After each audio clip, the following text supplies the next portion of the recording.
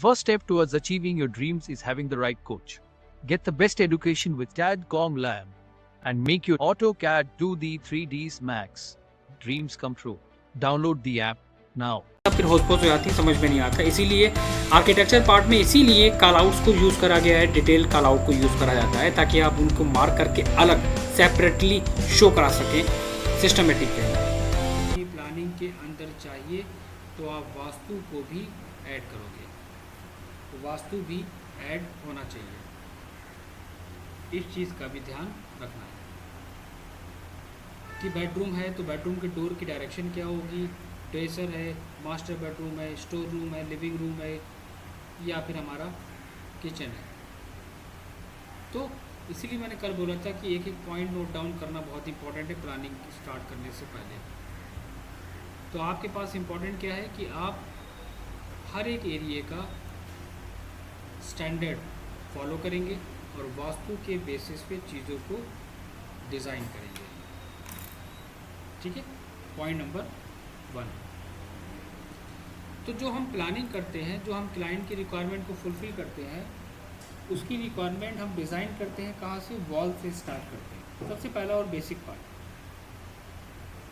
Wall से start करना है हमें और हर एक पार्ट को सिस्टमेटिक वे में डिज़ाइन करना है। अच्छा, प्लानिंग करने का प्रोसेस क्या होता है? एक बहुत ही सिंपल सा कॉन्सेप्ट मैं एक्सप्लेन करूँगा। आप यूनिट फॉलो करोगे आर्किटेक्चर और इंचेस को, इसका शॉर्टकट होता है UN एंटर। तो इसको भी हम यहाँ पर एक बार नोट कर देते हैं। सबसे पहले आपने क्या करा? यूनिट सेटअप करा,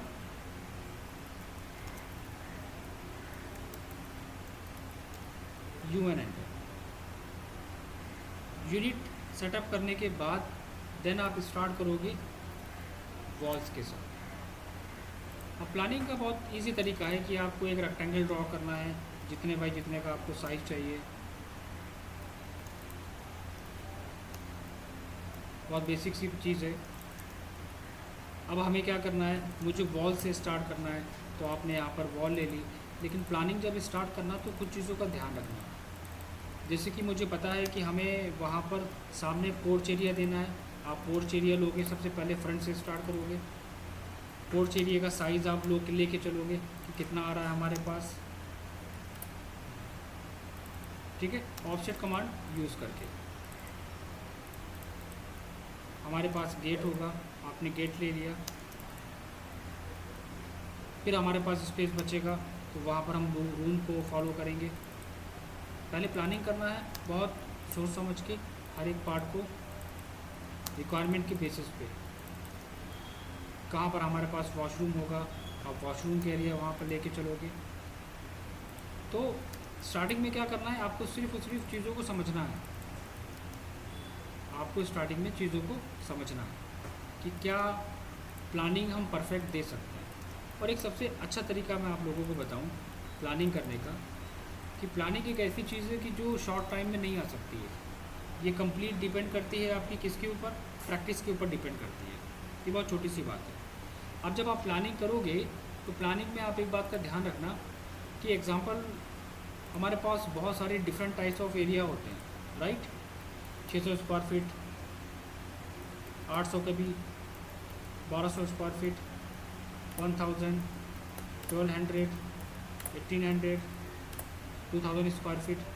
ये हमारे डिफरेंट टाइप्स ऑफ क्या होते हैं? एरिया होते हैं। ठीक है, तो आप क्या करोगे? इन एरिया के अंदर इसको आप पहले से, सबसे शॉर्ट ट्रिक बता रहा हूँ जो लोग इस्तेमाल करते हैं, क्योंकि आज के टाइम में कोई भी जितना बड़ा प्रोफेशनल हो, कोई भी आर्किटेक्ट हो, इतना किसी के पास टाइम नहीं होता जो वो बैठ के एक एक चीज़ को बनाएगा। आपको पहले से अपनी प्लानिंग को रेडी करके रख लेना है इतने एरिया का। इतने डिफरेंट टाइप्स ऑफ लेआउट आपके पास होने चाहिए basic, ground floor, first floor और सेकंड फ्लोर पे। अब जब हमें काम करना होता है किसी भी प्रोजेक्ट पे, तो हम उस लेआउट को निकाल के रिक्वायरमेंट के बेसिस पे चीज़ों को चेंज करके उसमें करेक्शंस कर देते हैं। ये ट्रिक है काम करने की। सबसे पहला पॉइंट, ऐसा नहीं होना चाहिए कि अगर कोई हमारे पास प्रोजेक्ट आएगा तो आप उस प्रोजेक्ट को बैठ के एक एक चीज़ को डिज़ाइन कर रहे हैं। ड्राफ्टिंग करना इतना इजी टास्क नहीं है। ड्राफ्टिंग का मतलब हो जाता है ना, फिर आप एक एक पार्ट को बैठ के डिज़ाइन कर रहे हो, इतना टाइम नहीं होता है इधर, इतना इजी टास्क नहीं होता है काम करना। आपको हर एक पार्ट को रिक्वायरमेंट के बेसिस पे समझना होता है, ठीक है। तो आपके पास लेआउट पहले से डिज़ाइन करे होने चाहिए, जितने चाहो। 500 स्क्वायर फीट का भी कर सकते हो, 700 स्क्वायर फीट का भी कर सकते हो, ऐसा कुछ नहीं है, ठीक है। पॉइंट नंबर 1, अब हमें अपनी ड्राइंग को प्रेजेंटेबल कैसे बनाना है। देखो, प्लानिंग करना कोई डिफ़िकल्ट टास्क नहीं हुआ, आप कुछ भी बना सकते हो। बेडरूम है, ड्रेसर है, टॉयलेट है, बेसिक लेआउट तो बनाने में कोई डिफ़िकल्टीज नहीं है, कोई भी क्रिएट कर सकता है। लेकिन इम्पॉर्टेंट यहाँ पर क्या होता है कि ड्राइंग को